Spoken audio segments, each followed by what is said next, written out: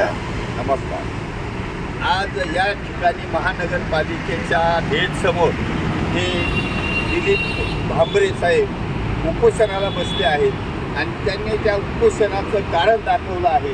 ते नगरपालिकेचे जे कर्मचारी आहेत ते समाजावर कसा अन्याय करतात आणि निसर्गंड असलेले अधिकारीसुद्धा सकाळी येऊन गेले, त्यांच्याकडे लक्ष दिलं नाही. म्हणून मी जाता जाता या ठिकाणी वळलो. मला इथले आमचे नगरसेवक, प्रिय नगरसेवक, आमच्या मित्राचे चिरंजीव आहेत ते भेटले. त्यांनी सर्व माहिती दिली आणि हा माणूस पण महानगरपालिकेमध्ये कर्मचारी होता, म्हणून याला सर्व नगरपालिकेचं भ्रष्टाचार माहिती आहे. आणि भ्रष्टाचार आणि ते नगर पालिकेचे कॉन्ट्रॅक्टदार, टँकरवाले हे सर्व कसे बरबटलेले आहेत, त्यासाठी मी इथं थांबलो.